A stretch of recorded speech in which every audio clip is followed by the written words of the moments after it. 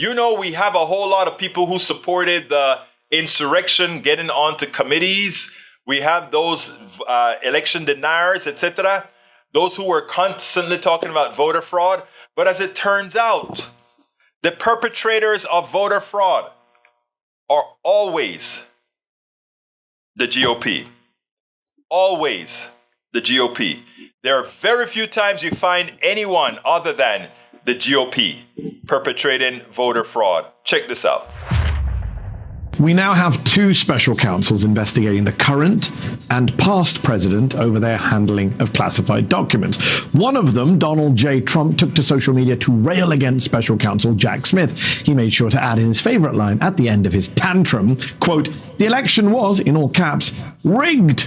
That is the quintessence of Trump, the idea that voter fraud is rampant in America and it cost him the election. And he's still pushing that lie over 2 years after the presidential election that he very clearly lost. You almost have to admire his message discipline, no matter how dishonest his message. Because there are two things you need to know about the 2020 election. One, despite what Republicans would like you to think, there was no widespread, systematic, rampant voter fraud that would have changed the result. And two, the small, random cases of voter fraud that do keep coming up, well, they all seem to have been committed by Republicans. How could we forget the Nevada Republican voter who said he found it sickening to learn someone had cast a ballot in his deceased wife's name? The Trump supporter's story became a rallying cry for the Trump campaign and the GOP. Turns out the Republican voter himself ended up getting charged with 2 counts of voter fraud for casting a ballot in his wife's name. That man pleaded guilty to voting more than once in the same election, or simply put, voter fraud. There's also the Republican Trump-loving stronghold of the Villages in Florida, where a total of 4 people would end up being charged with voter fraud for allegedly voting in Florida and in their other state of residence in the 2020 election. 3 of the 4 of those arrested were registered Republicans. The 4th was not affiliated with any party. Notably, Florida Republican Governor Ron DeSantis failed to mention those cases in his showy press conference announcing voter fraud arrests. There was also the Pennsylvania man who pleaded guilty to felony unlawful voting for casting an absentee ballot for Donald Trump in his dead mother's name. A Republican Arizona woman also pleaded guilty to casting a ballot in her dead mother's name in the 2020 election. In Ohio, a local Republican official admitted to forging his dead father's signature on an absentee ballot, then voting again himself.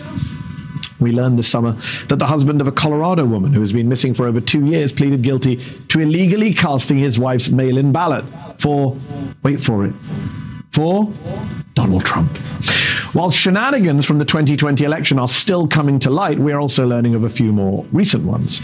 We learned this week that a former New York State Republican election official pleaded guilty to illegally using voters' personal information to obtain absentee ballots in 2021, also known as voter fraud. The indictment describes a scheme in which the former official allegedly had voters sign an envelope that was supposed to hold their completed ballots. Then he would, according to the indictment, himself fill out the ballots and submit them. This is a Republican who was tasked with being the election commissioner for a county in upstate New York. You can assume he knows how elections are supposed to work. He is the second Republican official in the same county to plead guilty in connection to a voter fraud scheme. You can't make this stuff up. A local Republican councilwoman pleaded guilty to identity theft after being accused of casting 3 absentee ballots in other people's names in 2021.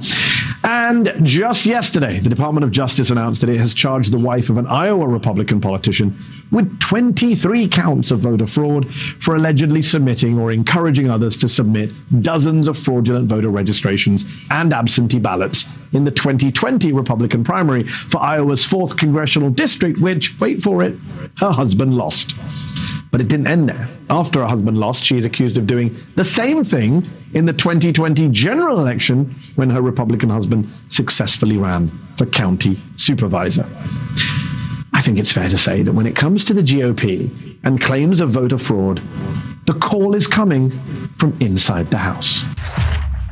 Yes, the call is coming from inside the House. You know, if Fox News could find at least one Democrat to highlight as an example on their show, they would. The fact that we can find scores of Republican people trying to voter fraud speaks orders of magnitude greater of what the problem really is. Just think about it. Those are the ones we caught and got convicted. Not like Eric is saying here, what about what happened in Harris County? What about what happened in Harris County? What about what happened in Arizona? So, what about what happened in Arizona? Any convictions? No. What about what happened in Harris County? Any convictions? No. Voter fraud is a Republican thing. That's what they do when they have a dwindling population to try to elect a few corrupt politicians. I'm sorry, that's just how it is. I'm not trying to attack my brothers, my Republican brothers and sisters, but you cannot win with your policies.